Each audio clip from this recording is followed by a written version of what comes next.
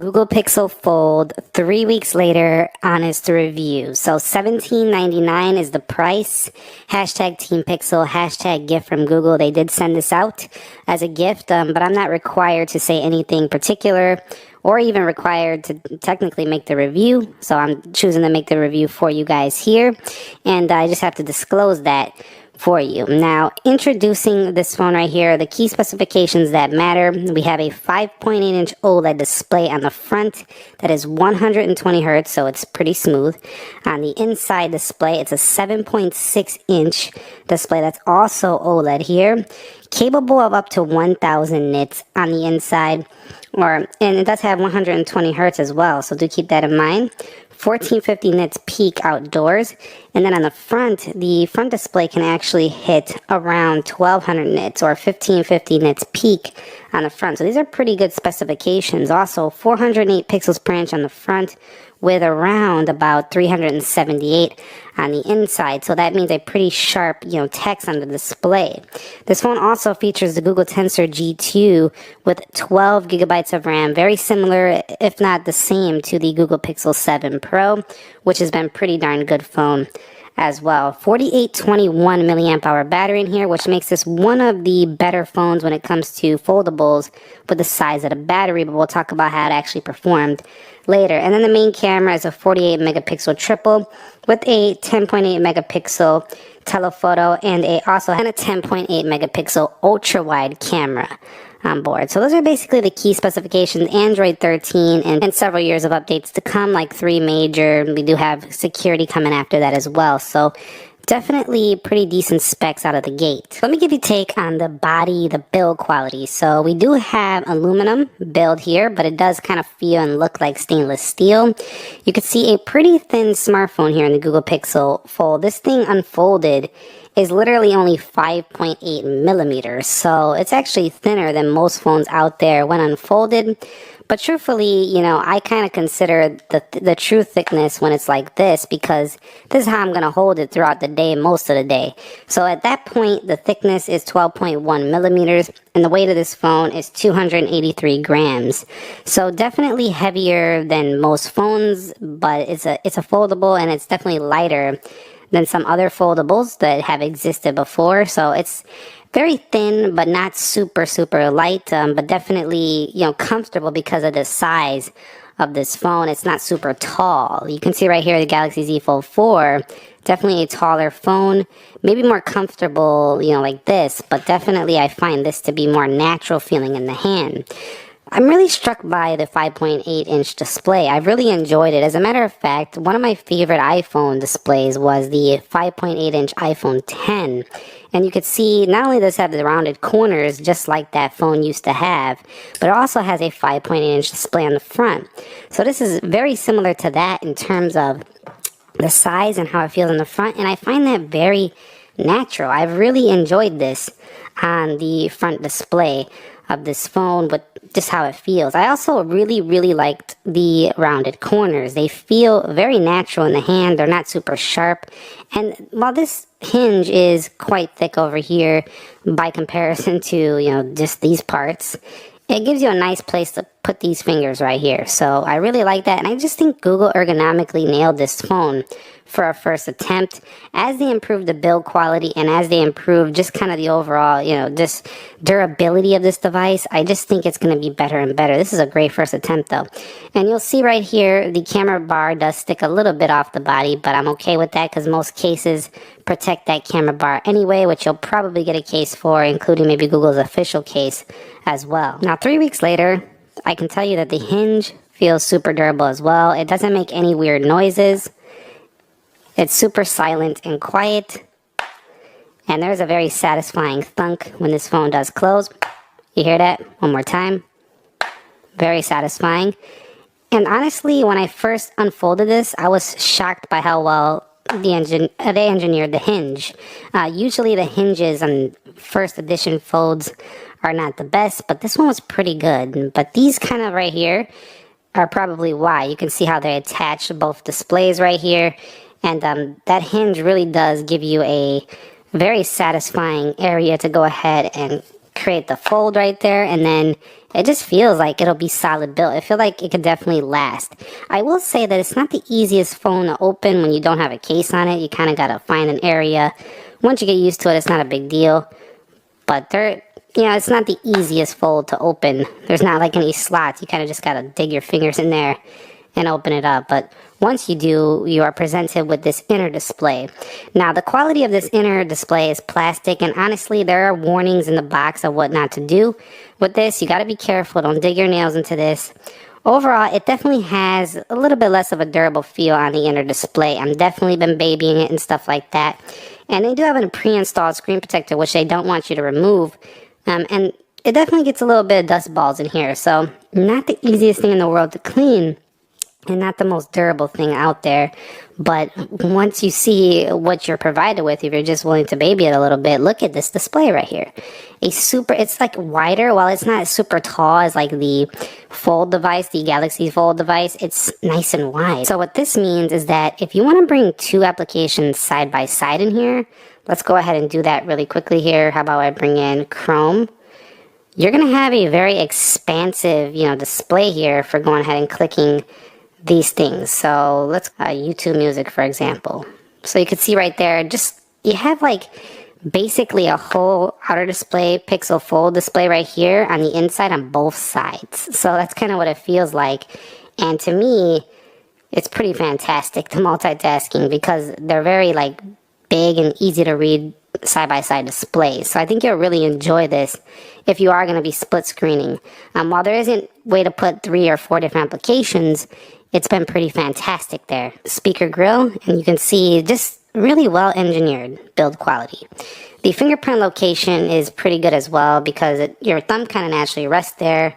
We do have ourselves the volume markers right here, and at the bottom USB-C and the SIM card tray. Actually, that was the 5G antenna. The SIM card tray is on the bottom, my bad.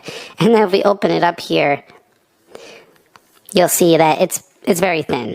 The only thing I would say about the build and the body is that it doesn't kind of like unfold fully flat. I would like to see Google improve this right here. It feels like it's kind of on an angle there. Not a deal breaker, but I found myself going very lightly, just a little bit like that to get it to feel a little more flat. It doesn't really open. And even when you do that, it's still not fully, flat when it's opened up. So they can improve, if they can find a way to improve that is a good improvement to this foldable, along with the durability. Once unfolded, let's take a look at how it looks on the other side. You can see just a really nice premium build looking product. So that's everything I have to say about the body of this phone. Alright, so let's move on to the display. Let's talk about the folded panel to begin with. Now in the front, it is it's like a 408 ppi resolution, or pixels per inch. So very sharp on the front, very smooth. Essentially all I can say, I don't gotta say much about this. This has felt like a 5.8 inch flagship panel on the front. We don't really got to say much more. It has a punch hole like a lot of Android phones out there, including other Pixel devices, for a better camera experience for the selfie on the front there. This right here is a little bit thicker than you'll find on other phones because you have to make space for the hinge. Bezels are pretty decent. They're not the thinnest out there, but they're still pretty decent. Overall, it's just been a really good front display on the Google Pixel Fold here. Very sharp, very smooth. And while it's not the most saturated, it's got more of a balanced colors, like more natural looking colors. If we go to display, there are 2 different options you can use here. Go to colors, you can use natural or adaptive. Adaptive is more the saturated look, natural is even less saturated right there. I also find that because it's kind of like this comfortable 5.8 inch size, it's pretty easy to one hand this phone. Although the reach over here, because it's wider, is not as easy as the candy bar style Z Fold 4, but I don't really care because the Z Fold 4 on the front is really, even the Z Fold 5 is really, it's not very convenient to be on the front display, whereas with this phone, like most reviewers have said, me included now, is that I've been using this for 3 weeks, and I gotta tell you that the phone here is very useful on the front. Like I can use this, I've been using this phone all day on the front, and sometimes I even forget to unfold it, or I forget it's even a Google Pixel Fold until I remember to unfold it. And then I'm like, oh yeah, I have this amazing display on the inside. So as far as the front display, I think most humans are going to really like this front display more. It's just more natural to use day to day when out and about. And if you're going to use this thing all day heavy. Now, my inner display experience has also been pretty fantastic. I find this plastic, displays to feel cheaper than glass, and it doesn't really feel like glass at all. But once you get used to the display, I think you're really going to enjoy it. It's pretty sharp on the inside, but I do notice that it's not quite as bright. So sometimes when I went on the inner display, I did crank the brightness up even more, just to kind of match the front. The front does have a brighter display. I wish they would make the inner display just as bright, if not brighter, than the outer one, because that's where you want a lot of, vividness and brightness. A lot is on the inner display because it's kind of like the star of the show here. Some would argue that the front display on this phone is the star of the show. But what I really enjoy about it is its width. It seems wider in this orientation than, the competitor out there. And you can see that when you do open up Google TV and stuff, it's pretty nice. I also found myself using this phone more in a portrait orientation quite a bit. And it's funny because most applications that are not keyboard down here, so if you do want to go ahead and type something down here, you have a pretty nice keyboard experience to do so. So it's been pretty good there as well. I will say though, if you do use it in this portrait orientation, sometimes you can trigger the volume and the power button, and the camera can get in the way down here, but sometimes it can give you something to grip onto as well. Not ergonomically the best in this position, but also not horrible. And then if you put it in this way, now you're getting your fingerprints all over the front of the display. So it's not always the most amazing thing to use it like this, but when you do, and you just kind of hold on to the bezels on the side, it does give you a pretty expansive display in that orientation as well. Now, one thing you can't really correct right now is the black bezels, but they're even thicker on here, I think, than the competitors, some of the competitors out there. However, I pinch in sometimes just a little bit, and then I get more filled up display without having to pinch it, and then you just crop everything out. But let me go ahead and show you what I'm talking about with the tabletop mode. So right there, I just really enjoy how big this display is at the top here while going ahead and reading the comments and stuff like that. It's just nice. It's pretty big, and it kind of feels like a laptop there a little bit. And then in this view, if you want to go ahead and read comments, that's pretty good as well. But the viewing experience on here look how big that is. It's like a whole large smartphone in the landscape orientation. What I like about this phone is that when you flip over to the front, it does take a second. I think Google needs to improve this, but once you go ahead and flip over to the front, it kind of just remembers the application you're in, and then it goes ahead, and again, it takes like a second sometimes, but it does go ahead and open up the video on the inside. So that's it for display. Super smooth, super, nice multitasking side-by-side applications. Portrait orientation is solid. Some of the applications don't properly optimized here, but you can go out like this to bring them over to one side if you want to use them one-handed. I think this is something that's going to take some time, but overall it seems to work pretty well, even though they're not always fully optimized. But still, it's a fantastic inner display. It's got really good specifications, I'd say. So what about the software? Well, the software, there's not much to talk about. If you've seen any videos on the Google Pixel series, you're getting basically all the same stuff here. A lot of the similar gestures are here, gesture navigations. You can still put the 3-button navigation here, tap to check, flip to shush. We have all the same stuff you're going to find on the Google Pixel 7 Pro, 7a, and that's what's great about this. If you used the Pixel before, you're going to feel right at home. With this one, no issues whatsoever. They even got their tips and support down here. Just very clean Android software. It's the way Google intended it to be. This is the Google experience, and if you use Google applications and Google services, this is like an amazing product to have in your portfolio. If I go ahead and flip it over to front, then it feels even more like just a standard Pixel phone. But what I really like about this phone is that it just feels super premium, having that inner display, the outer display.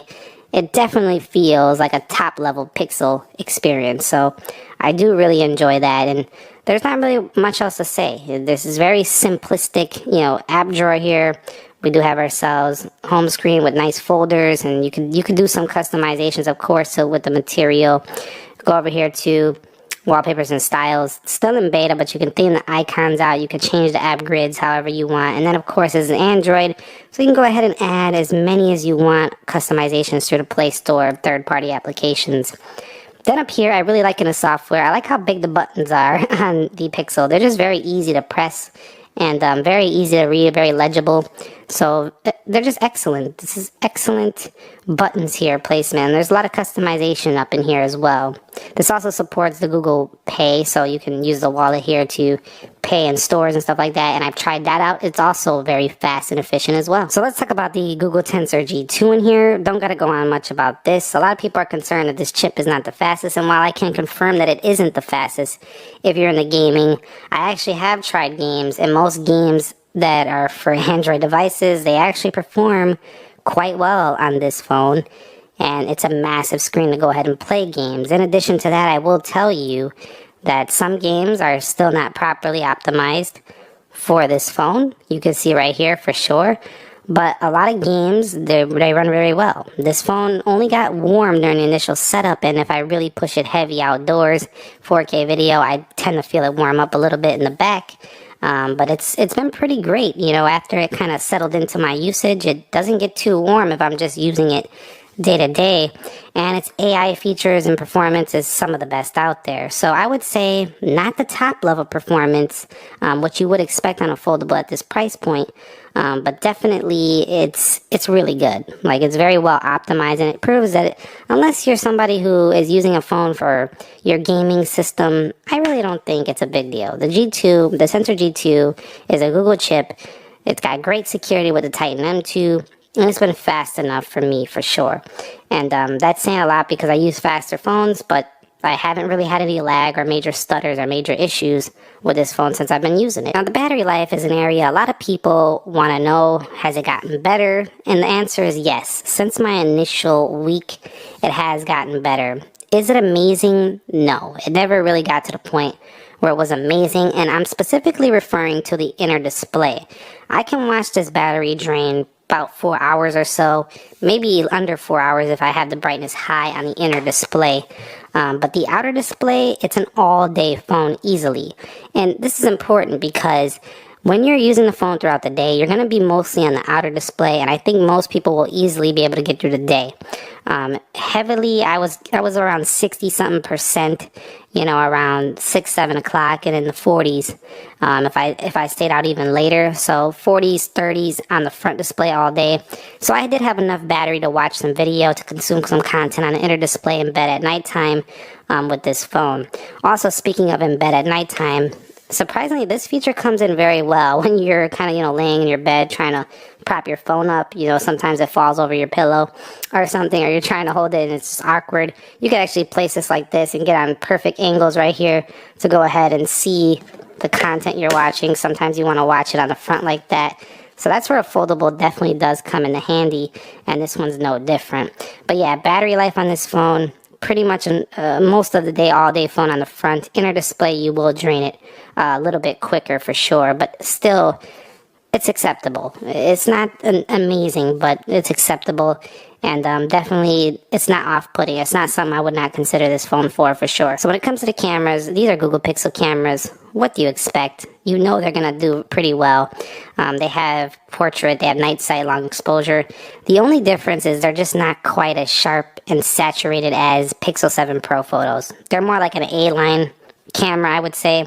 And I want to see Google get, you know, Pixel 7 Pro, 8 Pro, Pro level Pixel photos, like from the same sensors from the Pro camera in the next model. That would be just amazing. I want to see top level cameras on a top level price fold. It's just worth it. And I'm not saying these aren't top level, but I'm saying they just don't match the Pixel 7 Pro.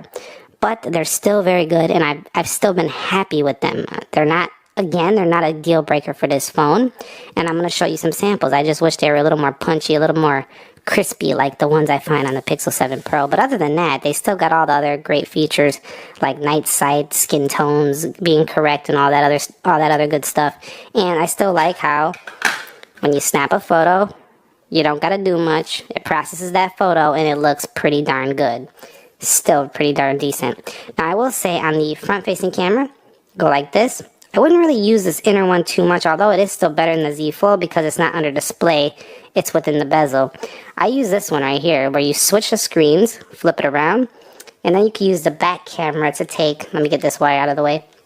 You can use the back camera to take really good photos here. And you'll see they just turn out like as if you were taking it yourself. This is dope. I really enjoy this. So anyway, that's it for the camera setup. I mean, we could go into the specs and all that, but we don't really need to. Video was also pretty good on here. Let me go ahead and flip it back to the inner camera. Hold on. Let's go ahead and flip this back to the inner camera. The video quality, 4K 60 capabilities. I did want to mention one thing before I show you my samples on the video quality. The ability to go like this and place this like this and then take photos was pretty amazing because you could use this like a little tripod thingy right here, and then you could adjust different things down here. It opens up new possibilities of how you can take video. That's pretty cool. You could do the same thing with the camera, and that's just awesome. I believe you can even split screen on here, so you can actually use the camera in its own split screen while you're doing a calculation or you have your notes down here. You could even do that. So there's possibilities that can be had on a foldable that you just don't think of when you think about, do you want a foldable?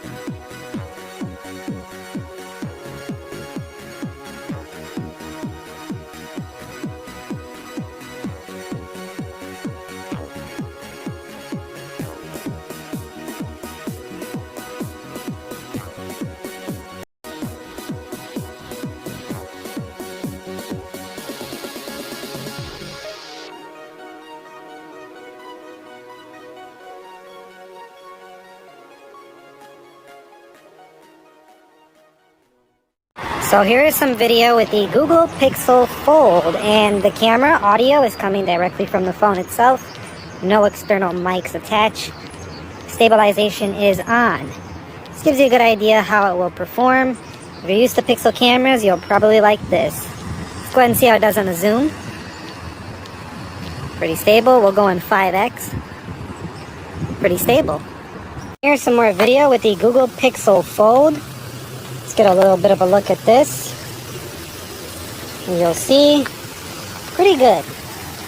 Whenever that comes, probably next year or the year after, whenever they decide to upgrade this again, when they do, I would like to see better audio performance. Just a small gripe. It's nothing serious. It was good enough, but I think it could be a little louder. That's just a small experience improvement. This one has been pretty good in phone call quality, reception. Haven't had any major issues. It doesn't have the fastest Bluetooth out there, 5.2. Some phones have 5.3 now. It's not a deal breaker at all, but just letting you know that thing about this. And the fingerprint scanner has been very reliable. I really love this non-in-display fingerprint sensor because being here on the hardware, it just makes it super reliable and you can always kind of count on it. And USB-C down here is definitely very nice as well. This does have wireless charging as well. So is this worth the price of admission, $17.99?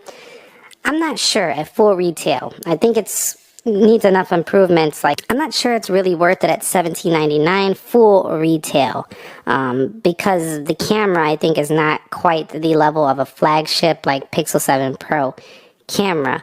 But I do think it's still worth a try if you really enjoy, trying out new innovations. And I think it's really worth it if you trade in one of your older Pixel phones. Just do a trade-in. It's easily worth it. I do think that, Google needs to improve a couple of things, mostly the camera, battery life, and maybe the audio performance a little bit, maybe make the phone a little bit more durable. They could, if they want, try to make the bezels thinner. The bezels didn't really bother me too much, but they do bother some people. Overall, though, I love it. Great first attempt. I would say on a scale of 1 to 10, I would give it about an 8.5. It's a really solid phone and probably one of the best foldables out there, honestly, on the market today, for sure. It's just very unique. It's just an awesome little pocketable computer. And while it doesn't have, a pen support or anything like that, it's simplistic, it's minimalistic, and it's been a joy to use. I really enjoy it. Let me know your thoughts on the Google Pixel Fold. Do you plan on picking one up? Are you skipping this one out? Are you picking up another phone? Or are you just saving up for one? You're going to get one eventually. Let me know your thoughts on the Google Pixel Fold down below in the comment section of this video. If you found this video helpful, entertaining, and informative, click the like button for me. Subscribe if you haven't already. Nick here. Be sure to be well, and peace.